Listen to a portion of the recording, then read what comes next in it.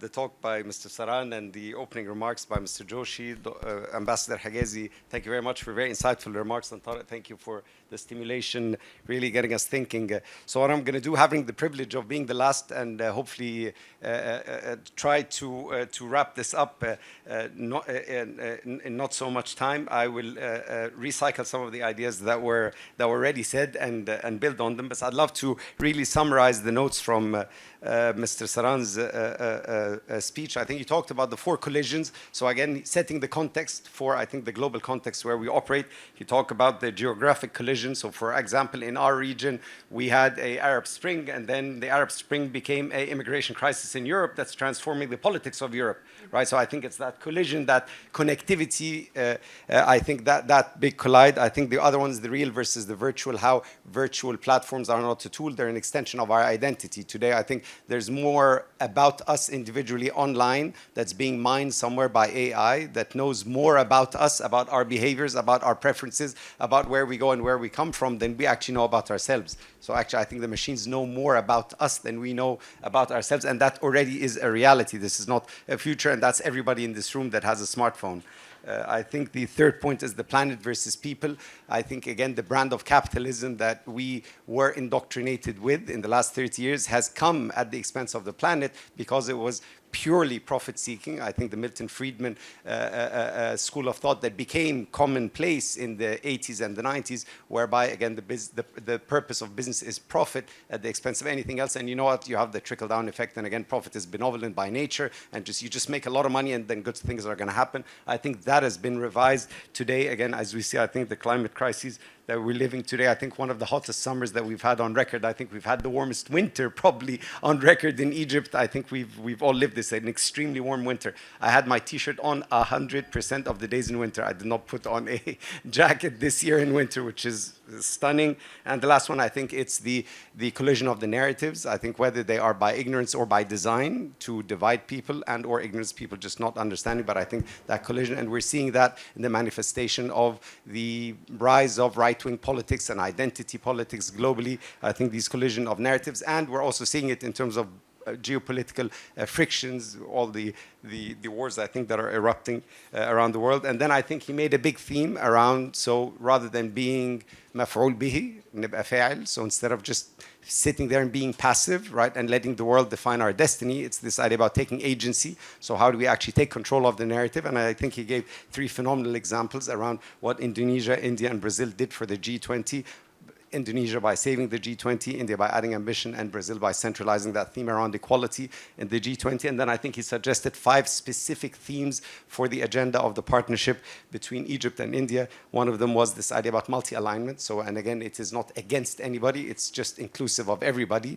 The second one is the just green transition, emphasizing the just, which is equitable. So it's not, again, green transition at the expense of our own development as a nation. It's how do we actually do a green transition while at the same time, again, also keeping our development needs as the global south in check.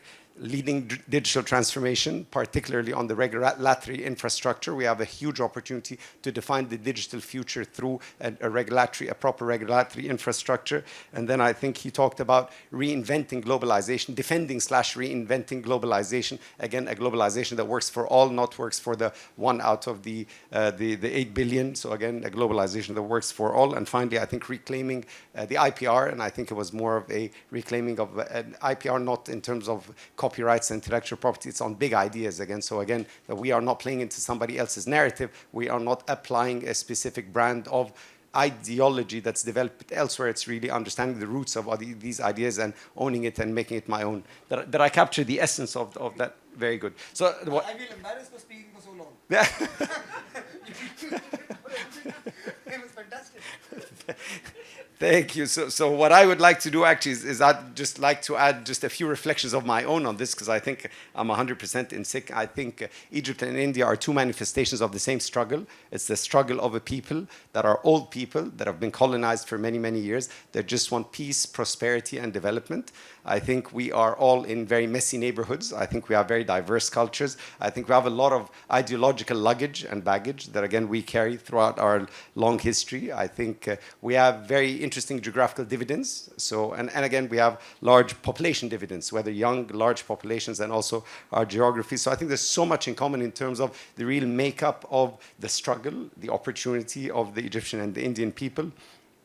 And I think the first big idea for me is I think we need to focus on learning from each other's failures, not only learning from each other's successes, because I know India has went through a lot of failures themselves, socially and economic. In terms of social and economic policy, you speak to a lot of Indians, they just have this incredible intellectual honesty. They say, you know what, we screwed this up, we screwed this up, we screwed this up, we screwed this up. You know what, we learned, we're going to move on, right? And that for me, and we were just discussing this in the green rooms, like, you know what, this was crazy. I mean, this was absolute madness, right?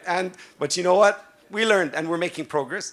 I think, but also I think the learning, particularly since we started the partnerships in the 50s and the 60s, where both Egypt and India were adopting a specific East-leaning socialist type of socio-economic model for development, I think India has sort of made very clear choices after making a lot of experimentations. I think they went all over the place, but I think they have come to a certain degree of certainty around their socio-economic development model, and I think that's an area where I think we can learn a lot. And decoupling these two things, because I think, again, in terms of social policy, how to actually impact raise people from poverty, I think there are a lot of good and bad experiments, I think, that they learn from, that we can learn from, and we also can share a whole bunch of our own failures, and I think we can also be quite generous in sharing our failures there. And on that bit, I'd like to say, actually, so one of the NGOs that I'm involved with, they actually learned, they developed community schools, their community-based learning organization. They went to India, to Pratham, right? And they learned from Pratham, and they learned from the teaching at the right level, which is a program that they had adopted that helped millions and millions and millions educate a lot of underprivileged Indians. And we took these models and now we're applying them in Egypt in community schools and in public schools. And again, there's so much learning that we were just not aware of. So my second big idea is, so if I would try to action what Mr. Saran had mentioned, I think it is, how do we create a model for digital partnerships between Egypt and India. Another example that I'm going to share on the business side is one of our portfolio companies. We outsource our technology development to an Indian firm, but we don't outsource it in the sense of just go do something for us. We actually integrated the guys sitting in India with our teams, and they work together as a virtual team. So they have daily meetings, and these people are working as a development team together with Egyptian engineers at one end and their extension on the Indian border on the other hand, and they're doing phenomenal stuff together. Right, and again, so it's leveraging the capabilities, not only the capabilities but also the capacity of the Indian tech sector as Egypt ramps up its own capacity in our tech sector, because we don't have the same capacity, whereby we have phenomenal digital talent in Egypt, but they're a lot more limited than they are in India. So there's, I think, a huge unlock there.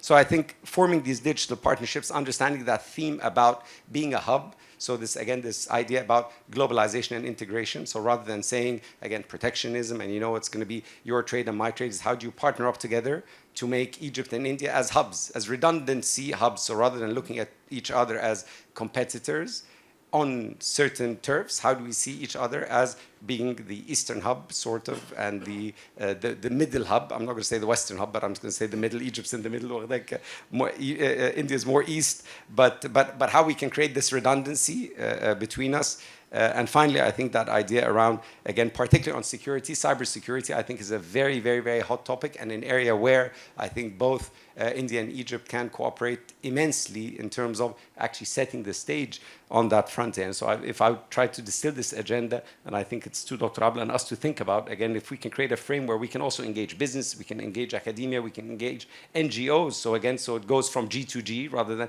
and really we dig down and create linkages at the private sector, at the NGO sector level. Within that framework, I think that was suggested, which I think was brilliant. Thank you very much.